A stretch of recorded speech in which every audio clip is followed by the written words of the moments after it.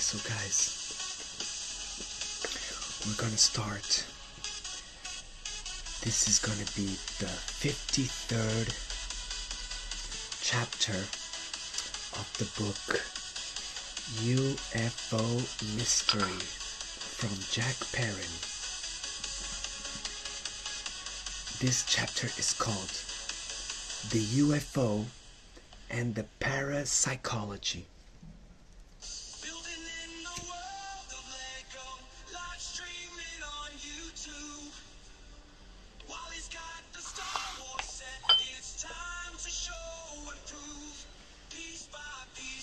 A certain number of authors wanted to explain the phenomenon UFO through parapsychology, showing that all of the witnesses of the observation, and mainly the victims of the contacts, only had parapsychologic experiences. It is for sure that it's possible, even probable, that some of the adventures of these testimonies only existed at a psychic level. But on the other side, you could think that the universe could only be a valid hypothesis. What do we mean with this? Parapsychology could help us discover what's happening on the level of the UFOs and experiences published by FSR in a special numbers. It's called UFO Percipients. Number 3, September 1969. And they inform us that certain people under the action of hypnosis revealed that they were asking psychologists practicing the experiences vivid. Okay, this is the music for Susie B, my awesome sister. Big hugs. Let's see one of these experiences that looks to be less subject to caution, because it had as an witness a little girl with 10 years old. This excludes the possibilities of profound knowledge of the phenomenon UFO from the part of a little child this age. This case happened in Adelaide, and it was published by the Society of Australian of UFO Researchers on the Bulletin Australian Saucer Record, number 14, 1955. The psychologist was asked to treat a child that suffered of slight nervous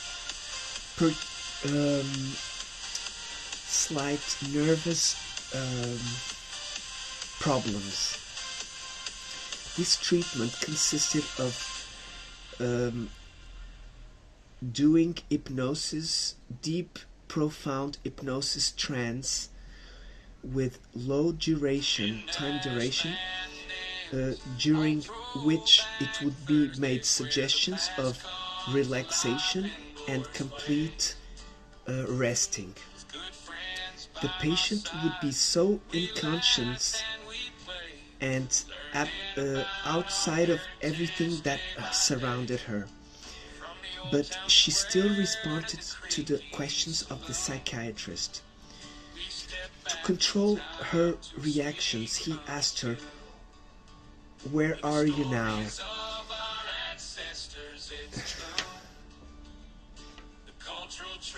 "Where are you now, Janet?" That was her name. Her answer was usually sitting on a chair, or words with the same meaning. Meanwhile, in one occasion, the girl answered, "Inside a flying saucer."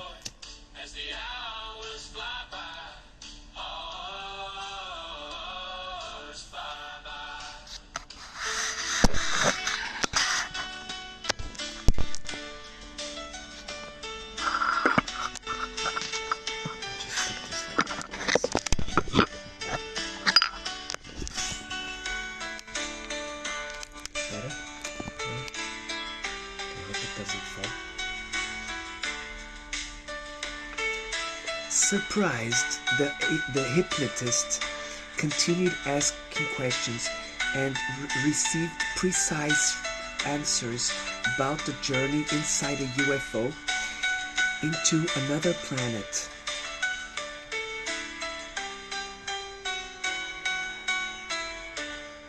The child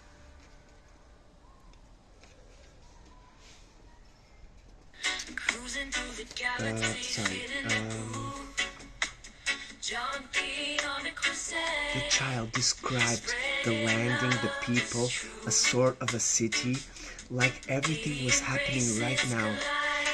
She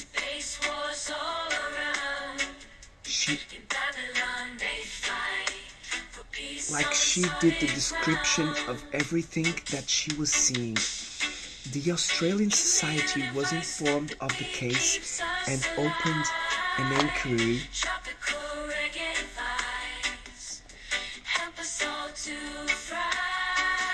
safeguarding the truthness of the psychiatrist, and according to this one, decided to try once again the experience, but recording the words. At one certain moment, the responsibles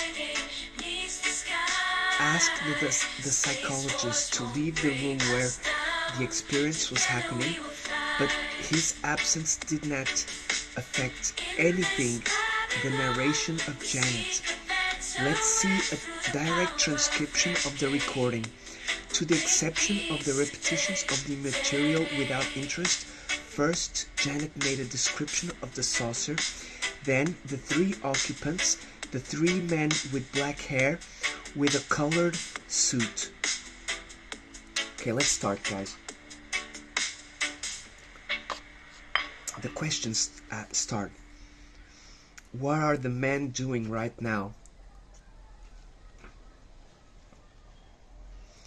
And she answers, they are lying in a sort of small bed. Do you know why, Janet? Because of gravity. And now, what are they doing? They push a lever. Janet tells how she sees in a sort of a screen a planet that they are approximating. It looks like a red ball and silver. Can you see the surface? Yes. What do you see? A mountain with a big hole. Can you see a city? No. What is the disc doing right now? It's going in the big mountain. Is it going through the hole? Yes. And right now, what is in that mountain? A sort of elevator, very big. And what else is there in the big mountain? A city. A sort of buildings were there, he asks. They are glass. Can you see through the glass? No. Okay, so guys, what she's describing here is either they're going into another planet, or they're trying to show her that they are going to another planet, in which they can just put her inside a van with some screens and stuff, and then show her on the screen, you know what I mean?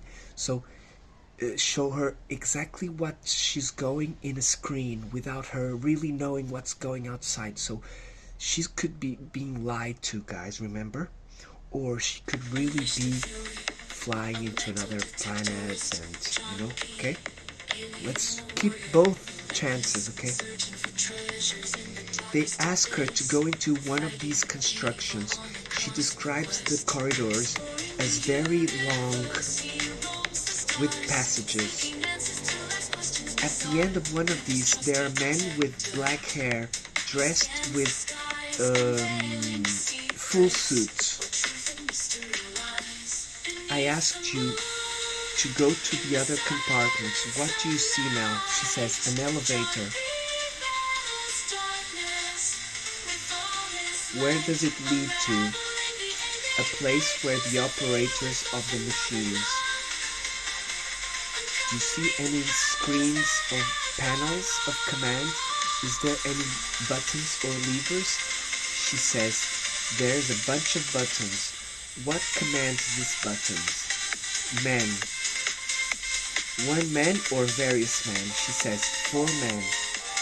Now he says, Janet, look at me. Where are you now? I'm in the control bridge. What do these men control? Machines. What do they do with these machines? They build flying saucers. Do these machines also make other things? She says, they're suits. When they asked her what do they eat, Janet said that upstairs on the same building, women eat grapes and they drink a dark liquid similar to wine.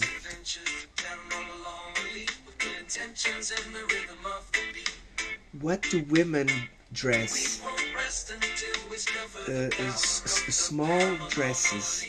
I wanted you to go to one of these women and ask her to talk with me. Ask her. Janet says, do you want to talk? Tell me what she's saying. She says, do you want to eat anything? Apparently these beings knew of the presence of Janet. They were very hospitable. Janet said that the children were at school with a professor.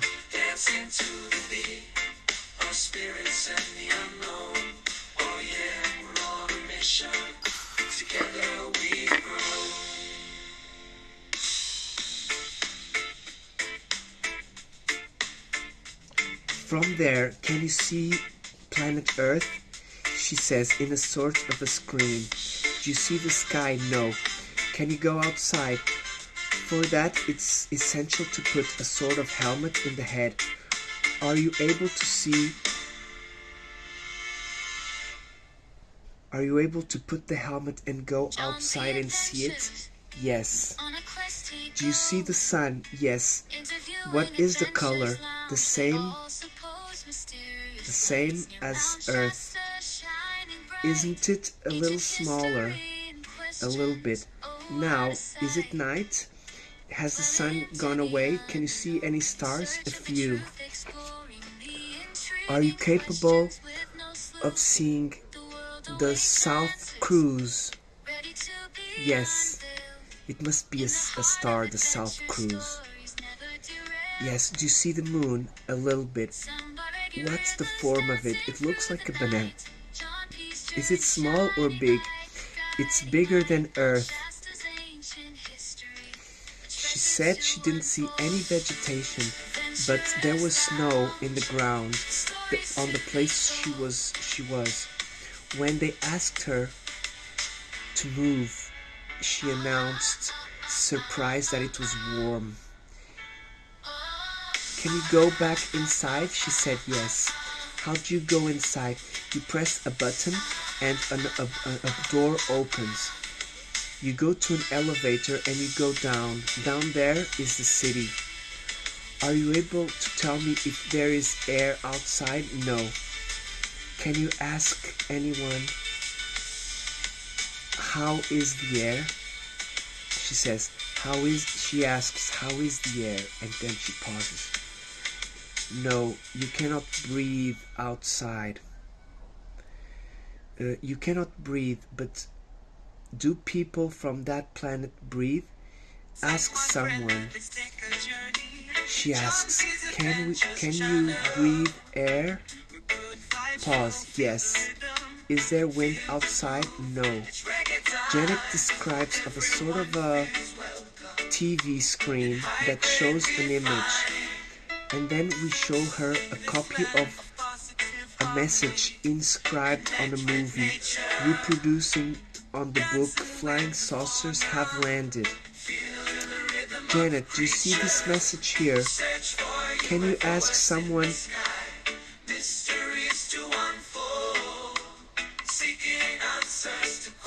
Can you ask to someone, the person that from Earth that she was sent to? And she says, an important man. Do you know his name? I don't know. Okay, so there was a message inscribed on the movie, on the book, Flying Saucers Have Landed. And she's seen this message, the copy of the message, must be like a world message or something.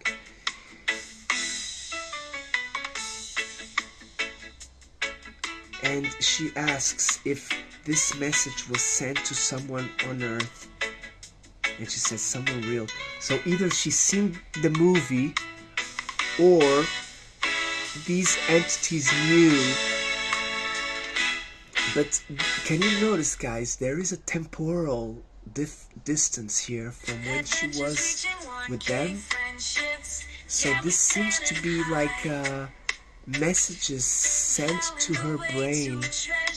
She's able to talk to them even when she's in hypnosis. You see how weird this is?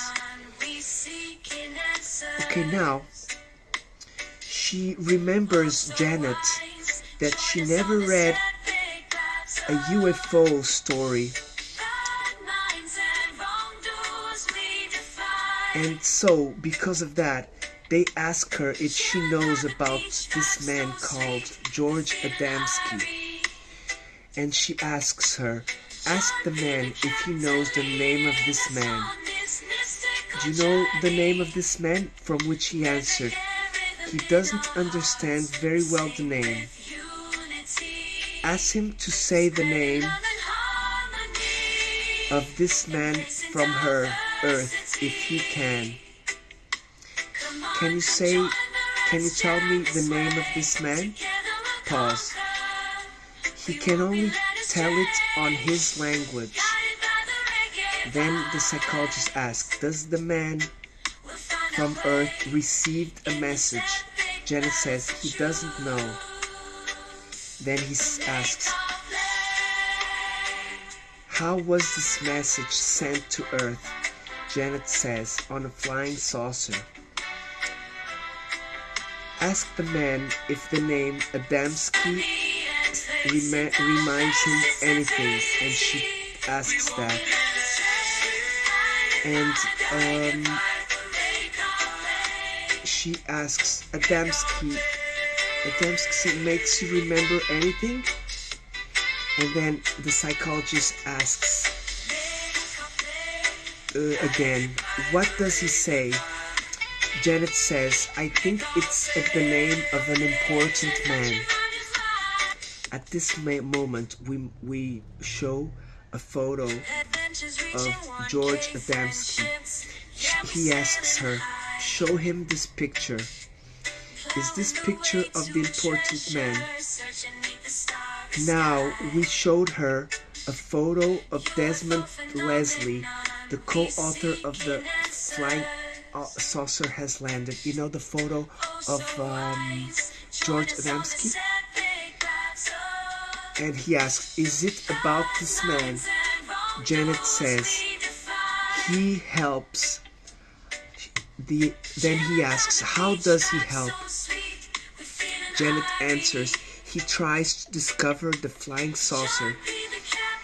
It's through this affirmation of the activities of Desmond Leslie, and Janet could not know it. But let's go back to the dialogue. Ask him if he wants to talk to me through you. She says, no. Ask him why. She says, because it's very difficult. Ask him if there is anyone on Earth that has heard this language. Janet answered, only a few. Who has heard? Janet says, the important man. What are the 3 balls underneath the flying saucer for? Janet says, it's for when they're going to land. He asks, is it for something else? No. So these 3 balls underneath of the flying saucer, she says it's for landing. which we kind of thought that the orbs did leave. The orbs were one of these three balls. Remember, guys?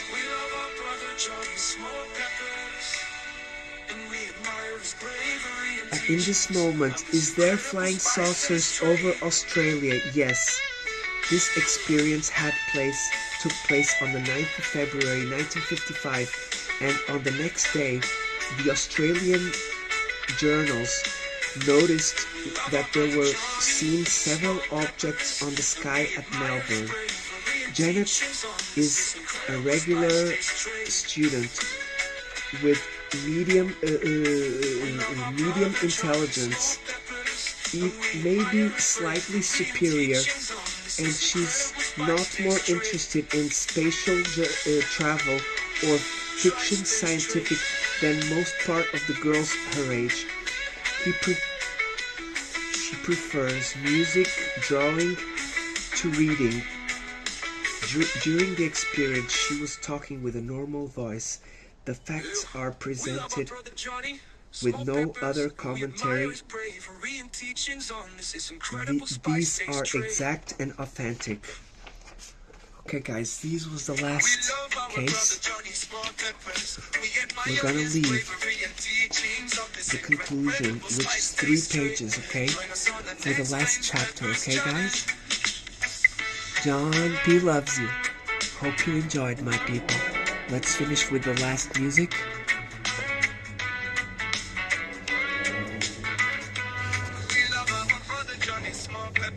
We admire his bravery and teachings on this incredible spice taste trade. Join us on the next Flames Peppers challenge.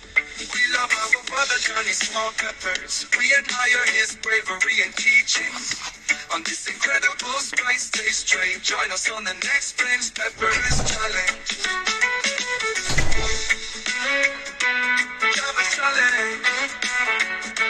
Join us on the next Flames Peppers challenge. We love our brother Johnny Small Peppers. We admire his bravery and teachings on this incredible spice taste trade. Join us on the next Flames Peppers challenge. Challenge, challenge, challenge, challenge, challenge, challenge, challenge,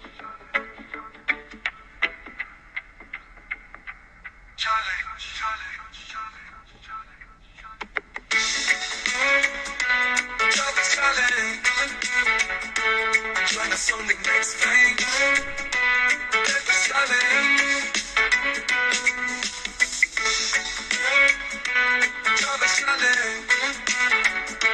Join us on the next Flames Peppers challenge. We love our brother Johnny Small Peppers. We admire his bravery and teachings on this incredible spice taste trade. Join us on the next Flames Peppers challenge. We love our brother Johnny Small Peppers. We admire his bravery and teachings on this incredible spice taste trade. Join us on the next Flames Peppers challenge. Challenge, challenge, challenge, challenge, challenge, challenge. We love our brother Johnny Small Peppers. We admire his bravery and teaching on this incredible spice taste trade. Join us on the next Flames Peppers. Challenge, challenge. Join us on the next Flames Peppers challenge.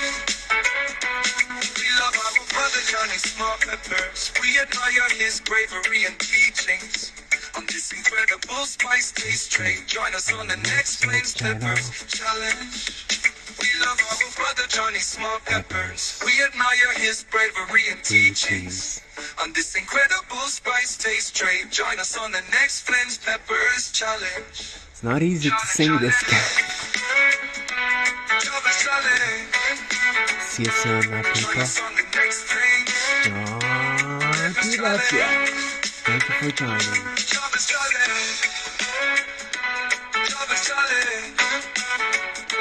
Join us on the next thing.